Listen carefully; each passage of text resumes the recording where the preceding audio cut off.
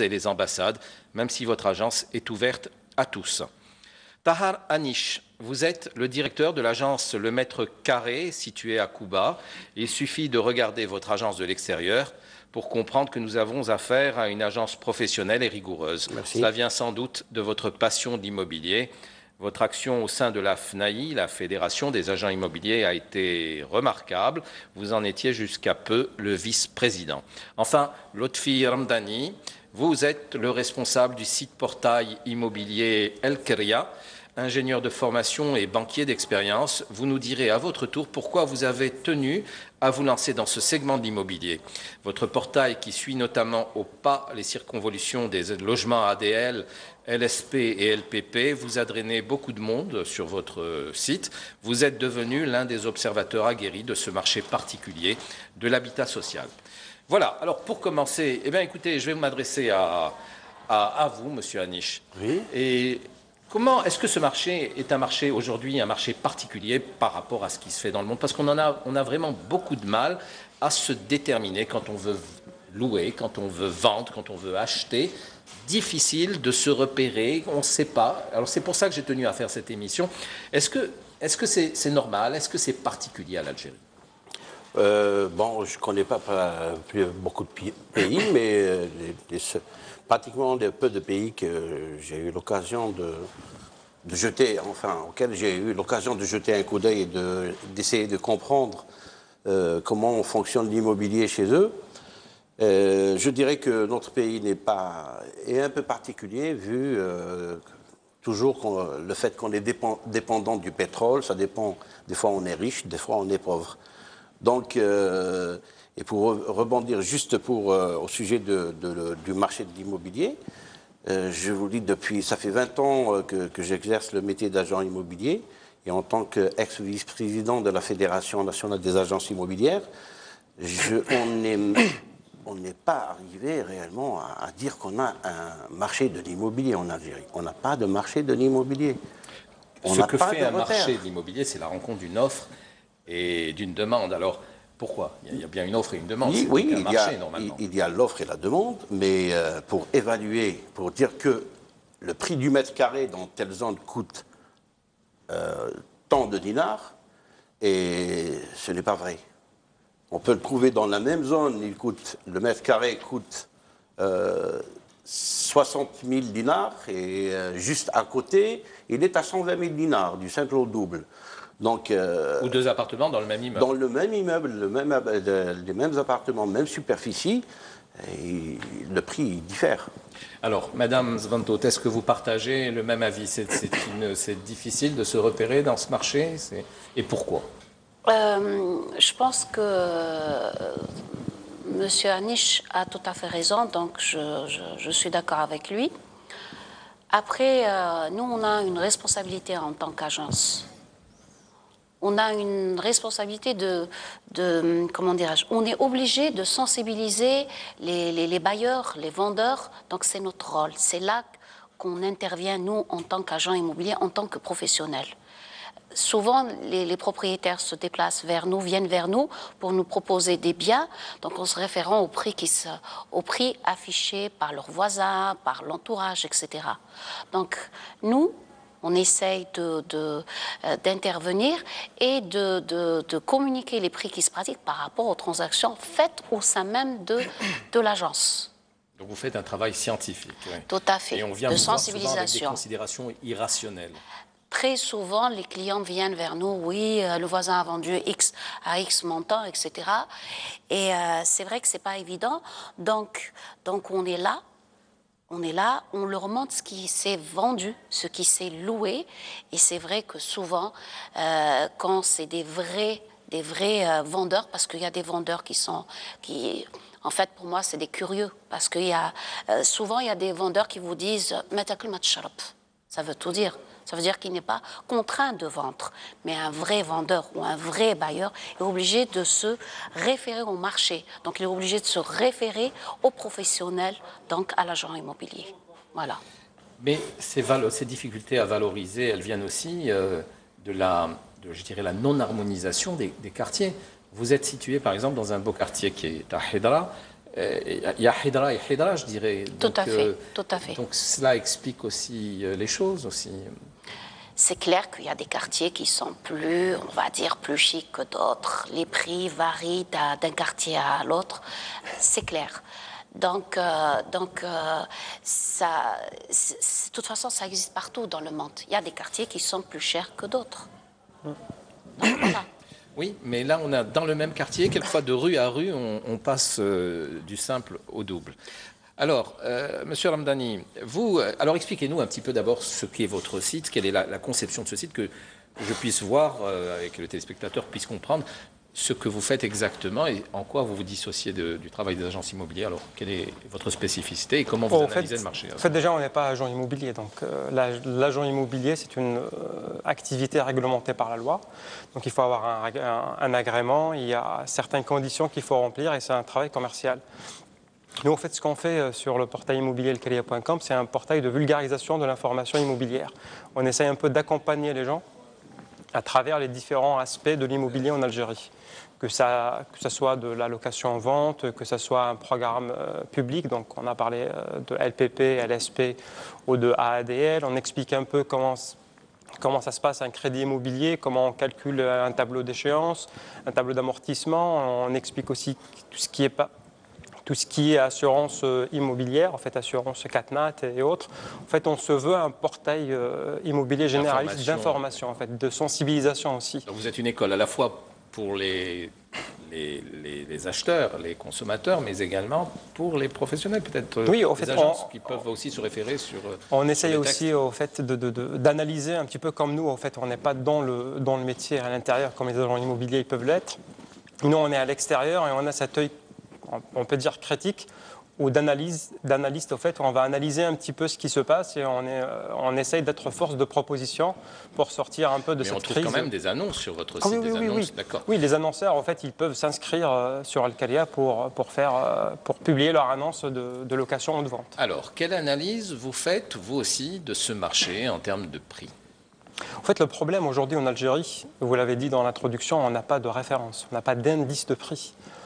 Aujourd'hui, ni la FNAI, donc elle ne publie annuellement un indice des prix, même s'il est peut-être pas réaliste à 100%, mais on peut avoir en fait une vision globale de ce qui est le marché immobilier. Mais les notaires en fait ne le font comme ça se fait dans d'autres pays, où c'est les notaires en fait, sur la base des transactions effectuées chez eux, ils vont publier une fois l'an un indice des prix, soit à la vente, soit à la location. Et du coup, en Algérie, on est dans un flou artistique, où personne ne sait exactement, sauf l'agent immobilier. Il maîtrise peut-être, M. Anish, il maîtrise peut-être Alger Centre ou plus Kouba et Houssindey. Madame, elle maîtrise bien tout ce qui est Heda et peut-être quartier résidentiel. Mais j'imagine, ils n'ont pas peut-être cette vision soit de la wilaya d'Alger. On parle d'une moyenne, nous, ce qu'on calcule au fait, c'est la moyenne des annonces immobilières que nous avons sur Al-Kria. Et on parle en location, on tourne autour de 58 000 dinars pour un 80 mètres carrés. Et pour la vente, on parle un petit peu en proposition. En moyenne, 58 000 dinars en moyenne générale sur la wilaya d'Alger. Et pour tout quartier confondu. Tout quartier confondu, parce qu'au fait, c'est la partie. Ça me paraît cher, hein. Non, c'est pas cher. Non, mais c'est la moyenne, au fait. C'est ce qu'on a pris. On prend les 90 000 dinars à Haidara et on prend aussi les. Pourquoi pas 150 000 dinars à Haidara pour un 3 pièces? Oui. Donc, non, mais on prend de tout, 100 000 en fait. dinars et 50 000 dinars de plus. Donc les 58 000 dinars, donc ça va monter. Oui, mais il y a moins de 150 000. Mais en fait, on parle aussi de Berraqi et de Mbenian, c'est toute la wilaya d'Alger. Mais je pense qu'on ne peut pas le déterminer. En fait, nous, notre démarche, c'est de dire aujourd'hui, on va essayer de nous comparer un petit peu à nos voisins à l'étranger. Si on prend en France, par exemple, le prix de vente, on est à 7 000 €. Paris, intramuros, ça, si on compare les capitales, on est autour de 7 000 € le mètre carré. Donc pour un 60 mètres carrés, c'est dans les 400 000 €, 450 000. Sur Alger, on parle de 1,7 milliard en proposé. Donc peut-être c'est un peu moins, donc peut-être c'est 1,5 milliard, mais c'est un peu, ça nous donne déjà une idée de grandeur de ce qui est le marché immobilier. Et par rapport à nos voisins Tunisie et Maroc, on est très cher par rapport à eux. On est à 140 000 € équivalent. Et en Tunisie, on parle de 60 000 € le F3 à 60-80 mètres carrés. Et au Maroc, c'est à 96 000. Donc on peut déjà, avec ces statistiques, même si elles sont vraiment très macro au fait, de se positionner dans un marché soit local, maghrébin. Vous venez de dire qu'au Maroc, les prix, en moyenne... Ils sont moins chers. Ils sont moins chers. Avec un SMIC plus important. Le SMIC en Maroc, c'est 230 €. En Algérie, on parle de 154 € par mois. Donc ça nous donne, au fait, nos statistiques, elles ne sont pas précises, elles n'ont pas cette prétention d'être précis. Ce n'est pas un outil d'achat, mais ça donne une tendance, au fait, et ça va nous permettre de voir est-ce qu'il y a une tendance haussière ou baissière sur le marché immobilier. Donc, si je comprends bien, à votre avis, excusez-moi, hein, on revient sur le marché de l'immobilier. Réellement, pour avoir des informations plus ou moins fiables concernant le prix du mètre carré à la vente, la source de la vraie information, elle proviendrait d'où? Elle proviendrait des notaires. Pour lui, des notaires. Attention. Mais le problème des notaires aujourd'hui, Oui. c'est que les prix, tout le monde le sait, hein, ça c'est un secret de polichinelle, les prix qui sont déclarés, ce n'est pas les vrais prix. Absolument. Voilà, Et nous, où en fait, je ce voulais en qu'on venir. propose déjà à Al-Khalia, donc on avait fait des propositions, 30 propositions pour sortir de la crise de logement en Algérie. Parmi les trentaines de propositions, on propose le droit de préemption de l'État sur les transactions immobilières, que ce soit location ou vente. Au fait, quand l'État estime que si vous avez un bien qui coûte en réalité 10 milliards de centimes et vous le vendez à 1 milliard, l'État aura le droit de dire que voilà, ça m'intéresse, je vais l'acheter, je vais le mettre au social. Et ça va calmer, je pense, beaucoup de spéculation sur ce terrain. Et on arrivera peut-être dans 2-3 ans à réguler un petit peu ces prix qui sont affichés. Monsieur Anish, quelle serait la solution pour aider à la régulation? Personnellement, je partage l'avis de M. Dahmani. Ramdani, Ramdani, excusez-moi. Je partage son avis concernant le droit de préemption.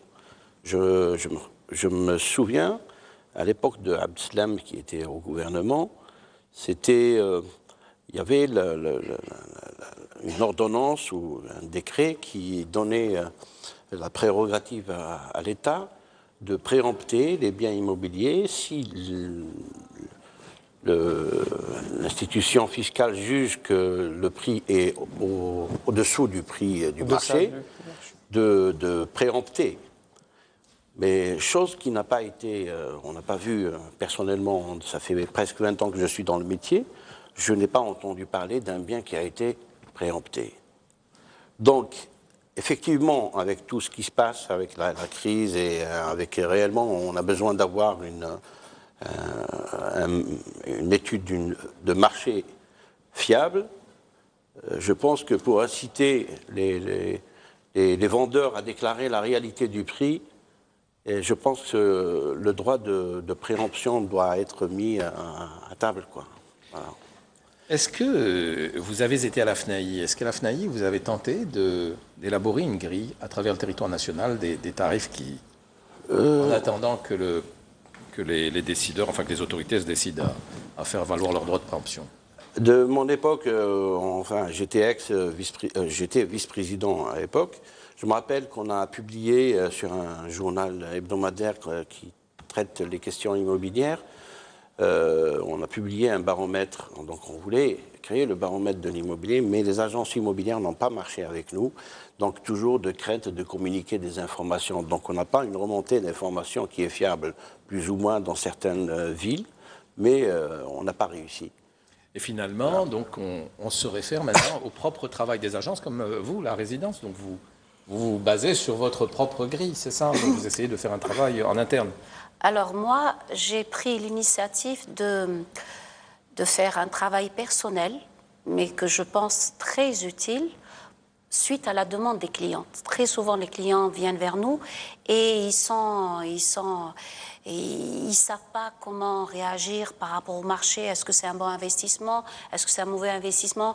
Est-ce que c'est le prix? Est-ce que c'est le pas prix par rapport aux ventes déjà?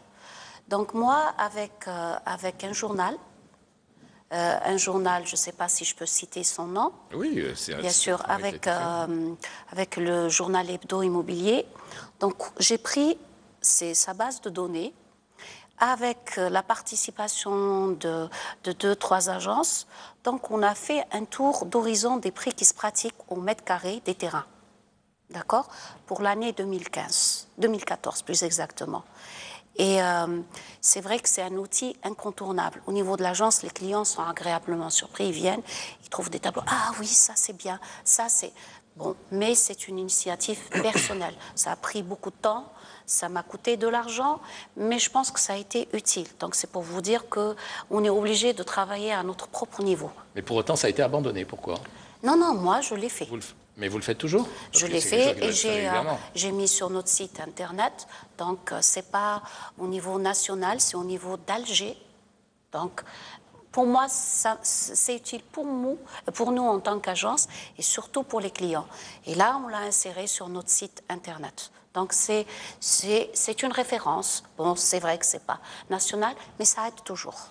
D'accord. Mais alors, pour bien faire les choses, pour faire les choses convenablement, qui doit faire ce travail-là de référence? Bonne question. Ça, c'est une bonne question. Il y a une initiative qui n'a pas donné. C'est pour ça que moi, personnellement, j'ai pris cette initiative personnelle. Pourquoi? Parce que je voyais que les choses ne bougeaient pas et qu'elles n'allaient pas bouger. Voilà. Donc, il valait mieux prendre le taureau et faire les choses soi-même. Voilà. Par rapport, je voulais soulever un autre point, par rapport au prix qu'il a donné. Il a parlé d'une moyenne. M. Ramdani a parlé d'une moyenne de la location sur Alger. Il a parlé d'un montant de 58 000 dinars. À savoir, maintenant, j'aimerais donner une information quand même qui est importante. Braqi, le prix du mètre carré à Braqi, je ne connais pas les prix, mais je pense que vous avez... on a par exemple à Burj El Kifan, on est à 34 000 en moyenne. Voilà, 34 000 dinars à Burj El Kifan.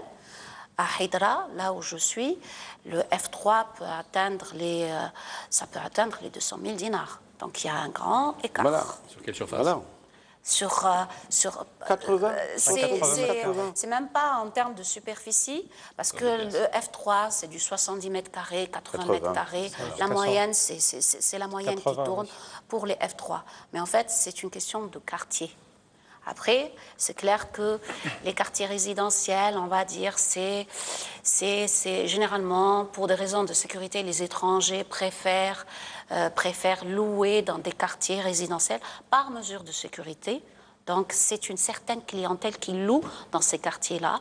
Et les nationaux préfèrent se référer à d'autres quartiers qui sont moins chers. Ce qui est tout à fait normal, parce que quand on parle de 58 000 dinars, ce n'est pas rien. 200 000 dinars, c'est énorme pour un... Mais les 200 000 dinars, madame, c'est à la fourchette haute. C'est pas une moyenne. C'est pas la moyenne de Haidara. Mais la moyenne va osciller entre 140 000 et 200 000, donc ça va être 150 000. Hein, à Dubaï, par exemple, un F3, ça peut atteindre combien? Ça peut atteindre 80 000. Voilà. 80 000. Voilà. Des fois, ça dépend des lieux aussi. Même certains quartiers à Dubaï coûtent excessivement cher. Voilà. Mais je voulais, excusez-moi, rebondir sur la question le fait qu'on n'est pas arrivé à avoir un Argus de l'immobilier.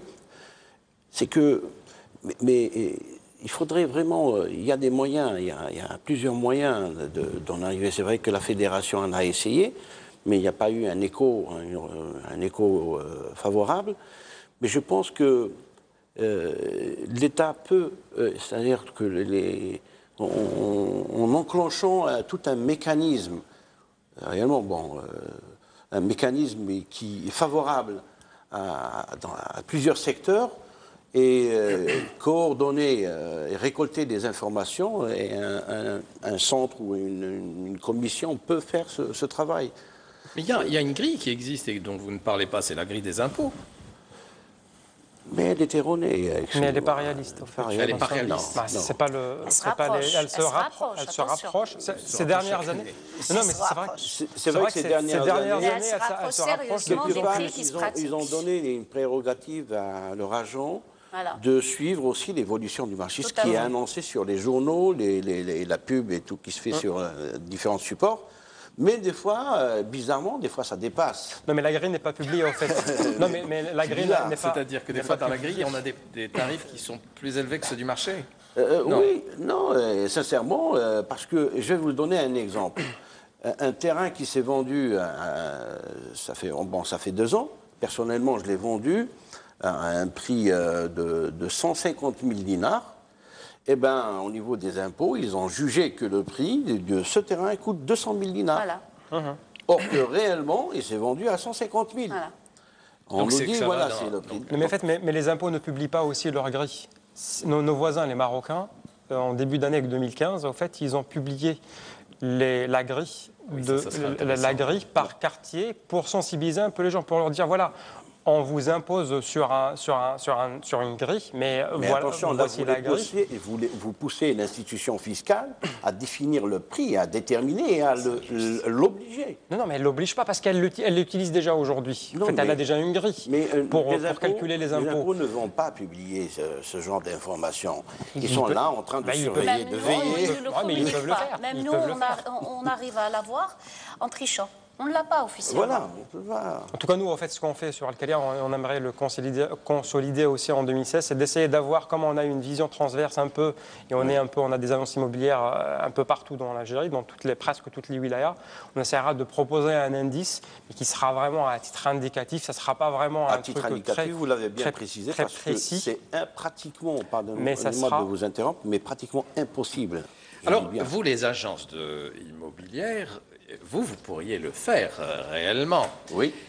Et vous disiez tout à l'heure que beaucoup d'agences n'ont pas joué le jeu. J'aimerais savoir pourquoi. Parce qu'en fait, je dis que vous pourriez le faire parce que vous détenez les bonnes informations en termes de prix.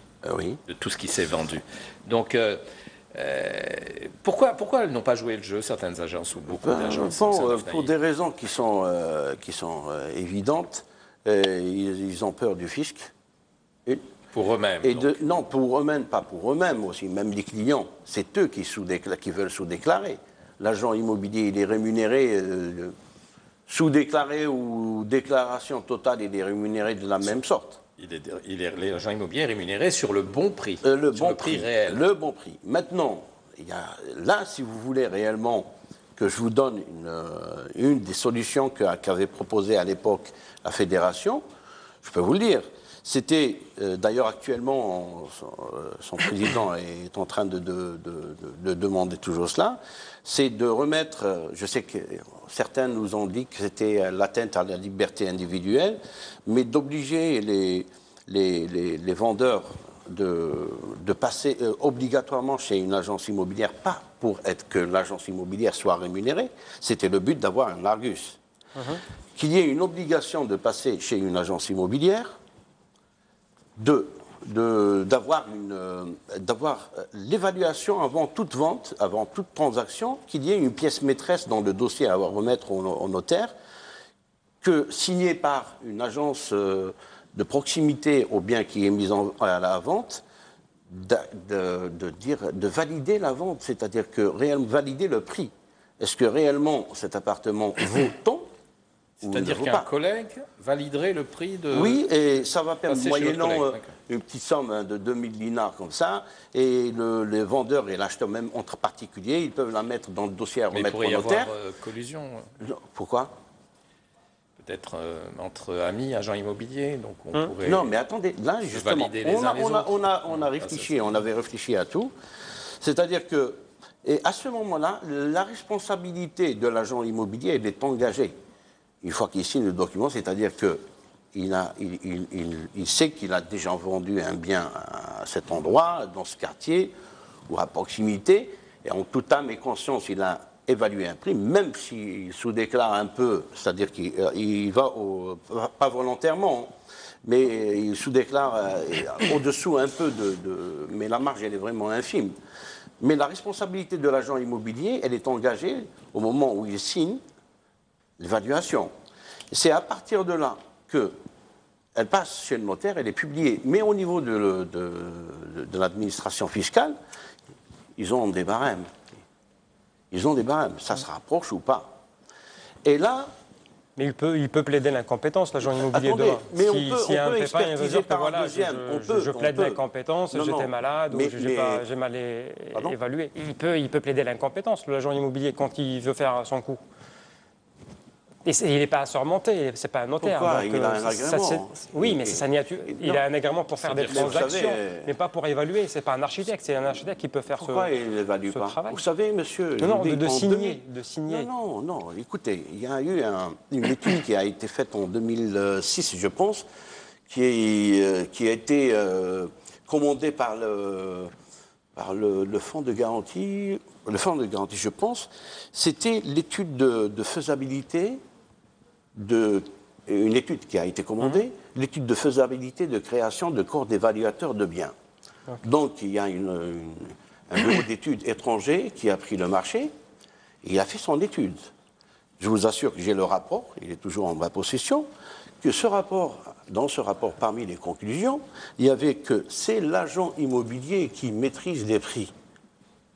Donc l'étude, elle est faite, je peux vous l'apporter, vous pouvez la garder, et c'est bien mentionné que parmi les recommandations qui ont été faites par le Bureau d'études internationales, et ils ont dit que c'était l'agent immobilier qui pouvait... Le mieux placé pour... C'est le marché qui l'impose, de toute façon. Parce que pourquoi? Parce que c'est une exception en Algérie. Le fait que les prix sont... Le marché, entre la sous-déclaration et la déclaration, et d'un quartier vers un autre. Mais après, le prix pratiqué dehors, c'est l'offre et la demande. Donc l'agent immobilier ou le particulier, quand il vend, quand il achète, c'est l'offre et la demande qui régule le marché. Notre métier, mais notre métier, il y a une fourchette quand même. Non, mais voilà, mais notre métier, on se lève le matin, on est dans le bureau, on ne fait que ça. Mais écoutez, voilà. Pour avoir moi aussi à transiger en matière immobilière, je peux vous dire que les agents immobiliers, ça va dans tous les sens. Il y en a un qui va vous donner un prix comme ça, un autre comme ça. J'en ramène 10, j'ai vraiment 10 prix qui vont aux Monsieur Alalouche, dites-moi, quelle est l'agence immobilière qui a fait de son métier agent immobilier, puisque dans le décret qui régit l'activité d'agent immobilier, c'est un métier exclusif. Donc si on fait de notre métier... On fait que ça. Et on n'a pas le droit de c'est écrit, le 0918 concernant notre agrément. Parce que c'est la responsabilité de l'agent immobilier qui est engagé. Et s'il faille à ses obligations, il y a le retrait, il y a ce qui est prévu par la Non, ce n'est pas qu'ils font défaut à leurs obligations, c'est tout simplement qu'ils ont du mal à apprécier. Il peut dire que je suis incompétent, allez-y voir une agence à côté. Donc il y a un périmètre. S'il n'est pas capable, il ne veut pas prendre des responsabilités. Oui, mais bon, ce n'est pas aussi facile que ça. Il y a une chose, c'est que le client n'est pas bête. Le client, quand il veut vendre, c'est clair qu'il se renseigne. Il voit les agences qui sont costauds, les agences qui sont professionnelles. Il se déplace, il va vers ces agences. Il n'est pas bête. Il voit, il prend l'avis de 2, 3 professionnels. Et de là, il détermine son prix. Celui qui est intelligent, c'est comme... Les clients sachent, si vous voulez, d'une manière générale, le client consulte 2, 3 bonnes agences. Et puis, à partir de ça, il déclenche sa vente. Vous voyez, en fait, il est obligé de se référer aux agences. Il n'a pas le choix. Vous m'expliquiez tout à l'heure que, par exemple, vous qui êtes à Hedra, vous aviez des clients qui venaient vous voir et qui vous disaient que, au regard de la chute du dinar, expliquez-moi. Ah oui. Bon, mais ça, c'est une exception. Attention, il ne faut pas généraliser. Mais ça existe. Ouais. Ça existe. J'ai eu des clients qui venaient vers moi par rapport à la chute du dinar, à la dévaluation du dinar, donc se proposer d'augmenter les loyers. Ils se réfèrent à l'euro. Donc du coup, l'euro, oui, là, on n'a plus les mêmes entrées. Donc du coup, nous, on va augmenter le loyer. C'est clair que moi, en tant qu'agence, je tiens à notre langage. Je leur dis, écoutez, vous allez acheter votre viande où? Chez le boucher. Vous l'achetez en euros ou en dinars? Oui. Voilà, donc...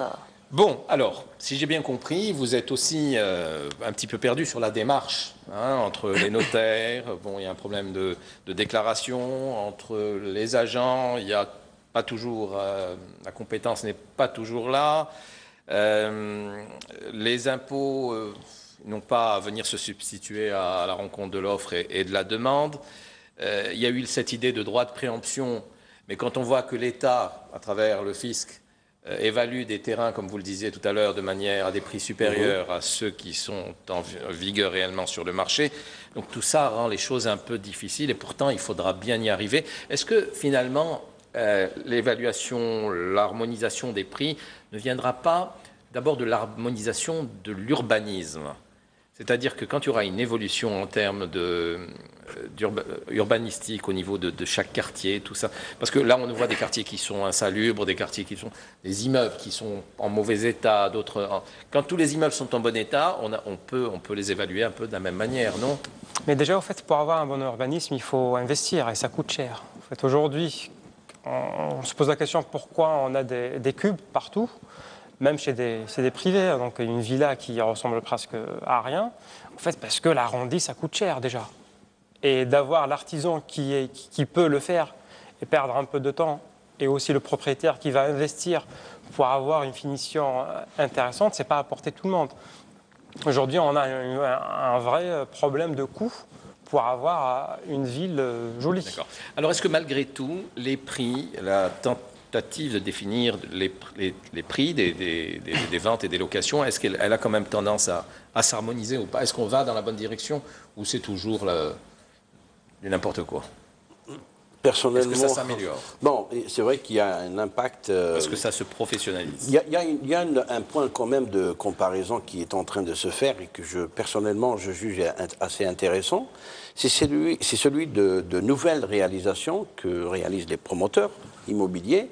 Ils font un assez bon standing et dans certains quartiers qui se rapprochent des anciens quartiers et tout, même des fois dans les anciens quartiers. Et bizarrement, il y a des appartements neufs avec toutes les caractéristiques et techniques obligatoires telles que le parasismique et qui sont respectées et tout. Et bizarrement, le neuf et l'ancien se rapprochent du prix dans le même quartier. Et voilà, donc c'est un peu spectaculaire parce que l'ancien, normalement, il doit perdre un peu de sa valeur. Et le neuf, mais... D'accord. Bon, voilà pour la détermination du prix. Est-ce que maintenant on peut évoquer les tendances? Est-ce qu'aujourd'hui les tendances sont à la hausse en matière de vente et de location ou est-ce qu'elles sont à la baisse? Je voudrais faire un tour de table. Samira Sbantout. À la baisse, moi Pas encore. c'est pas du tout le cas. Pas que pour Hidra. Non, d'une manière générale, il y a un problème de fond. La rareté des terrains fait que les prix, je pense, qu'ils ne vont pas baisser. Je pense que ça aussi, c'est un facteur qui fait que les prix... un promoteur, pour déterminer son prix, est obligé de se référer au prix d'achat, déjà. Ensuite, la construction. C'est comme ça qu'il fait son évaluation, c'est comme ça qu'il donne son prix. Nous, en tant qu'agence, pour évaluer de manière générale, comment j'évalue moi en tant qu'agence? Je prends au mètre carré le terrain, déjà. À combien il se vend le terrain sur site? Et puis faire une évaluation d'une moyenne du coût de la bâtisse. On fait notre évaluation à partir de ça, du prix du mètre carré, du terrain. Quel est le prix du terrain à Hidra? Oh, je n'ose pas le dire. S'il vous plaît. Hidra, ça tourne autour de 400 000 le mètre carré. Jusqu'à les prix proposés. On parle des prix proposés. Actuellement, les prix proposés sont de l'ordre de 500 000 dinars le mètre carré. Alors, je voudrais m'excuser auprès des téléspectateurs. Nous avons réuni ici des opérateurs qui sont d'Alger, mais l'émission est valable pour toute l'Algérie. Alors, il ne faut pas croire qu'Alger, ce n'est qu'à Alger que les prix sont forts. Hein. Vous me disiez qu'à Sétif, il y a des quartiers où parfois les prix sont plus chers. Exactement, hein. exactement. D'ailleurs, j'ai été un peu étonné. Bon, ça date depuis un peu plus de 2 ans, hein, que les prix n'ont pas cessé d'évoluer du côté de Sétif, Borj, même Lorani. Voilà, donc c'est pas qu'à Alger. C'est dû à quoi? À la rareté Pas des la terrains. rareté, parce qu'il y a quand même, ce qui est intéressant, d'ailleurs ça peut se dupliquer un peu partout, c'est qu'il y a les investissements industriels très très importants du côté de Sétif et d'Oran, de l'Oranie et tout, et c'est ce qui incite les gens à investir là-bas. Donc il y a quand même une création d'emplois, un nombre assez important d'emplois, il y a une attractivité de la part des investisseurs qui ont investi là-bas, et même ce qui est mis à disposition des investisseurs au niveau de ces wilayas, c'est très important. Donc ça a permis d'attirer pas mal une population nouvelle, et ça a permis d'accroître la demande. Et Monsieur Hamdani, alors, est-ce que vous avez quelques notions sur cette volatilité Oui, en des fait, prix dans à le travers même tout le sens territoire que M. Anish, nous, on a calculé pour Burj Kifan et Bab Zouar. Donc là, les deux quartiers, ils ont connu un investissement déjà. Pour Bab Zouar, il y a eu l'implantation de beaucoup de sociétés. Donc il y a eu beaucoup de gens qui ont acheté ou voulu acheter ou louer à côté de leur boulot au Burj Kifan avec l'arrivée du tramway. En fait, si on compare en 2011, à Burj Kifan, la location, elle tournait autour de 17 000 dinars. Et aujourd'hui, on part de 34 000 ou plus en moyenne. Hein. Et à Bab Zouar, c'est pareil, on était à 32 600 et aujourd'hui, on parle de 46 500 dinars en moyenne de location d'un F3. Et en fait, c'est vraiment l'offre et la demande aujourd'hui qui établit un peu les prix. Est-ce que cette hausse est valable tant pour les locations que pour les ventes? Oui. C'est la même chose. Cela va de soi, puisque des fois, on achète pour mettre les biens en location. C'est ça, donc on achète pour louer. Voilà, donc c'est un investissement. Donc le problème aujourd'hui qu'on a, en fait, pourquoi les prix, je rejoins madame, pourquoi les prix ils vont pas baisser, ils vont augmenter encore, en tout cas on a 2 ou 3 ans d'augmentation. En fait, on a toujours un déficit de demandeurs de logement. Aujourd'hui, on compte dans les 400 000 nouvelles demandes par an. L'État, pour 2014, au fait, il a construit entre social et donc LPA, LSP, dont les 100 000, 110 000, on a quand même 300 000 de déficit par an de demande. Donc, mathématiquement parlant, on ne peut qu'avoir une augmentation jusqu'à ce que cette bulle, peut-être, elle explosera un jour. Mais en tout cas, à court terme, c'est pas concevable. Mais ça ne va pas régler les problèmes, donc Ah ben non, ça va encore augmenter. Donc, mais réellement, qu'est-ce qui vous fait dire cela? Excusez-moi. Pourquoi on a 300 000 au fait? Pourquoi vous avez pensé que ça va rester en augmentant pendant 3 ans, 3 années? En fait, ça risque. Pourquoi ça risquerait de baisser? Pourquoi, si on peut parler de bulle immobilière, ça peut vraiment s'éclater? En fait, déjà, on aura, donc avec tous les problèmes économiques qu'on aura, il y aura une inflation importante d'ici quelques années. Donc on le voit déjà, les prix vont augmenter un petit peu en 2016. Donc on aura une inflation plus importante qu'en 2015. Elle tournait autour de 5%. Les prix de quoi? Les prix des biens? Oui, non, en général, au fait, le prix du carburant, il a augmenté de 20 à 30%. Donc ça va répercuter un peu sur tout. Et au fait, ça, c'est une première étape. Et après, en 2017, si donc il n'y a pas de solution drastique, donc on peut imaginer qu'il y aura une inflation plus importante. Donc, qui dit inflation importante dit taux d'intérêt plus important. Donc, oui, mais il y a une limite à la hausse de la... Oui. Justement, pourquoi je vous pose une question concrète? On est en train de la vivre actuellement. Je pense que Mme Sbanto, dans son agence, va partager mon avis. On ressent ces derniers temps, ça fait à peu près 6 mois que ça a commencé, le nombre de transactions, il a chuté considérablement pendant cette période. Jusqu'à actuellement, c'est, je dirais, presque 50% de transactions de moins qu'avant, si ce n'est pas plus, voilà. Et transactions, je parle d'achat et de vente, bien sûr. Et la location, idem. On peut l'expliquer, en fait. Idem, les petites locations, ça bouge un petit peu, mais... Quand ça on peut l'expliquer, en fait. Il y a 2 phénomènes qui peuvent expliquer cette stagnation du marché immobilier en Algérie.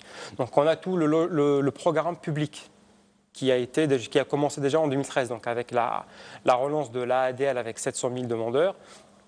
et le programme LPP. Donc on a c'est presque 1 million de gens qui ils sont en attente d'avoir leur logement, soit à ADL, soit à LPP. Donc les gens, ils sont là, ils sont en train d'attendre un petit peu ils vont attendre d'avoir leur logement. C'est vrai qu'ils pensent peut-être que de l'avoir rapidement.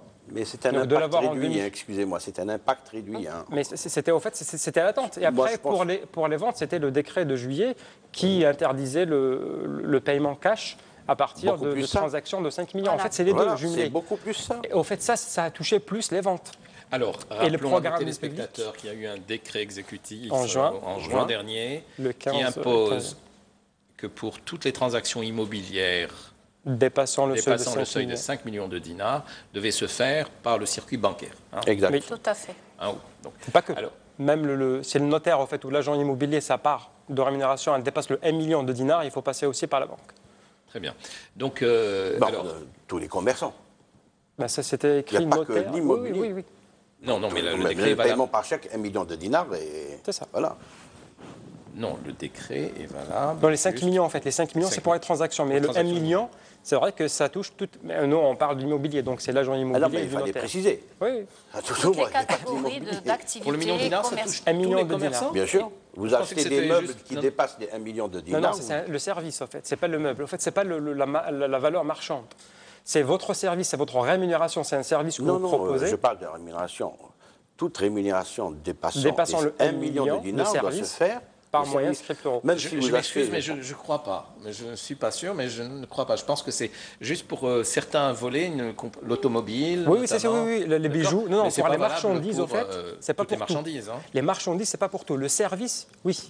Le service, c'est à partir de 1 million. C'est pour ça que j'ai donné l'exemple. Alors justement, donc, pour ce décret, puisqu'on en reste à l'immobilier, alors qu'est-ce que ça a induit comme effet? Il y a eu des impacts, selon vous, de ce décret ou pas? Bien sûr.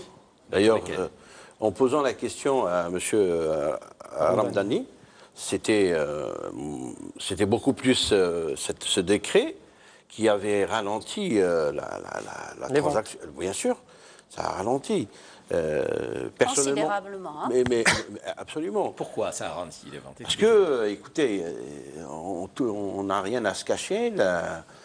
Le gouvernement, s'il avait décidé de décréter un décret pareil, c'est qu'il a ses raisons. C'est qu'il sait qu'il y a beaucoup d'argent qui circule en noir. Donc, les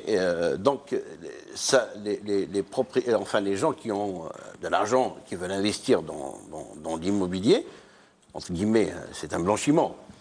Non, c'est pas entre guillemets, en fait. C'est juste pour recadrer 2 secondes. Oui, je me permets de vous couper.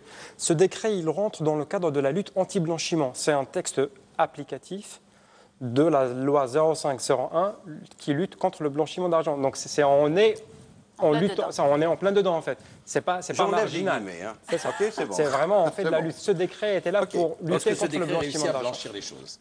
Non, je veux dire à clarifier les choses, à rendre transparent. Non, justement, personnellement, ce que j'ai constaté, d'ailleurs, je pose des questions à certains investisseurs, on me dit, écoutez, on ne va rien faire maintenant, on va voir. Wait and see. see. On verra. C'est pour ça qu'ils ne sont pas les seuls. Mais je ne comprends pas. En quoi on est gêné puisque le taux de 5 millions, il n'est pas assez élevé, à mon sens. Et monsieur, est-ce que des appartements qui se vendent à 5 millions de dinars, ça se compte sur les bouts du doigt? C'est ça. Donc un peu au-dessus, ça se compte aussi humain. Mais les biens immobiliers, ça commence à partir de 8 millions de dinars. Jusqu'à. Et ça ne s'arrête pas. D'accord? Prenons un bien immobilier qui se vendrait à 10 millions de dinars. Dont la valeur réelle serait de 15 millions de dinars. D'accord. On pourrait avoir un opérateur, aller vers une non-déclaration de la moitié, par exemple. D'accord? De 7 millions de dinars déclarés, de 7 millions de dinars non déclarés. Partons de cette position. En quoi est gênant ce texte? Puisqu'il ne positionne le seuil qu'à 5 millions de dinars.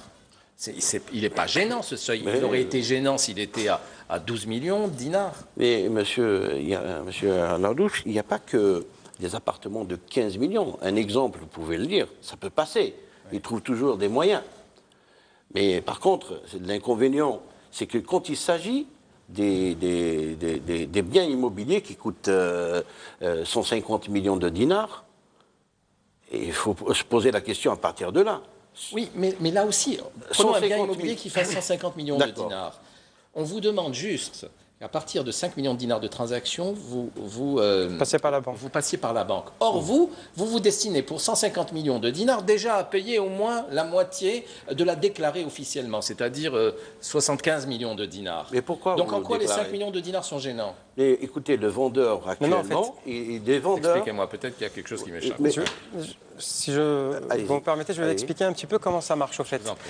Quand la transaction dépasse 5 millions, Oui. c'est pas le montant de 5 millions de dinars qui est important en fait. Si la transaction elle coûte, donc c'est un bien immobilier, il coûte 6 millions de dinars, donc 600 millions de centimes, la totalité du prix, donc les 600 millions de dinars, il faut qu'il passe par la banque. D'accord. Et on ne peut pas payer Mais cash. comme certains ont l'habitude de ne pas tout déclarer, Oui. si on vous dit qu'à partir du moment où le montant est d'au moins 5 millions de dinars, il faut que ça passe par un circuit bancaire, en quoi vous réagissez de la même manière qu'avant ce texte? C'est-à-dire vous voulez Alors aujourd'hui, en acheter un fait, bien à 500 désormais, on ne 600 peut millions plus... de dinars, vous le déclarez à la moitié.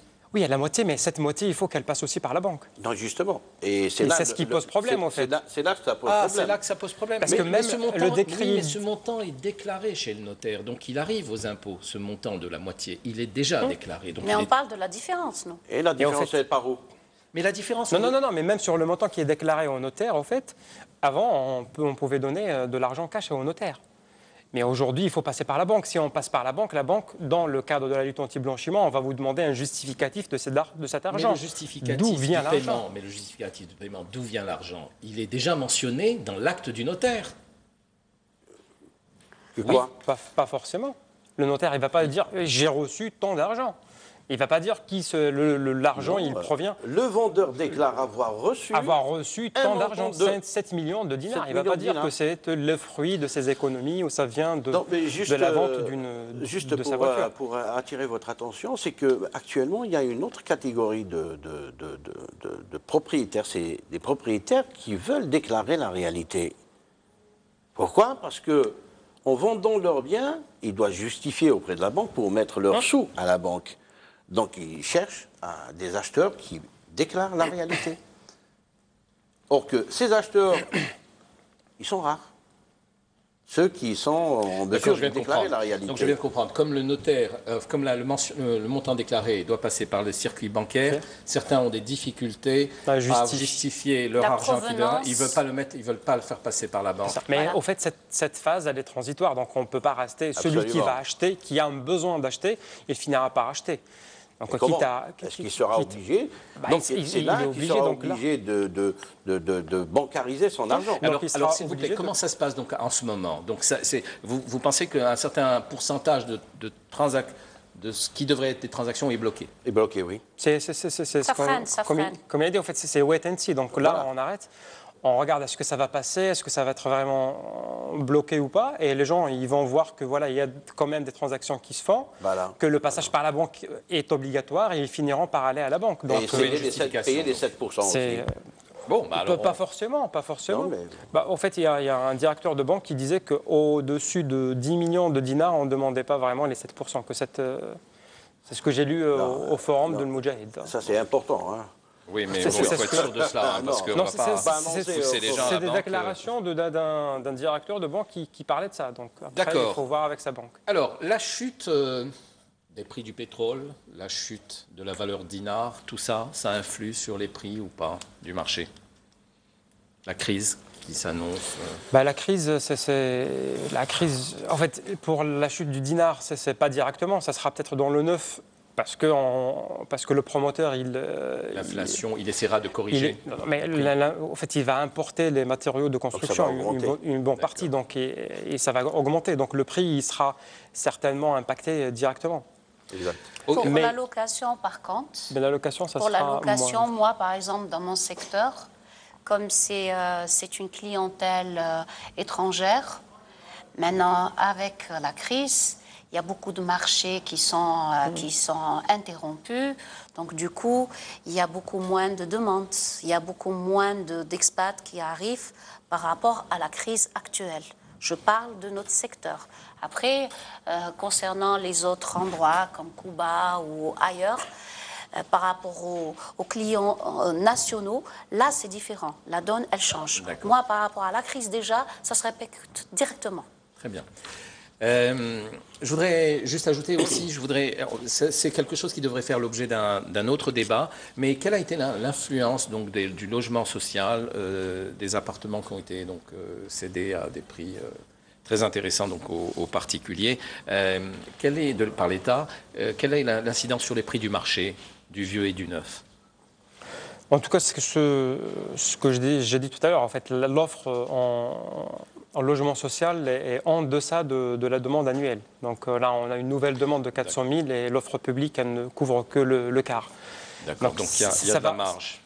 Il y a de la marge. Au fait, l'offre publique, elle freine un petit peu l'augmentation irrationnelle de la chose. Mais si on analyse les 15 dernières années, au fait, donc juste après le terrorisme de 2000 à 2015, c'est vrai qu'on trouvera qu'il y a eu quand même un peu plus de 2,5 millions de logements livrés.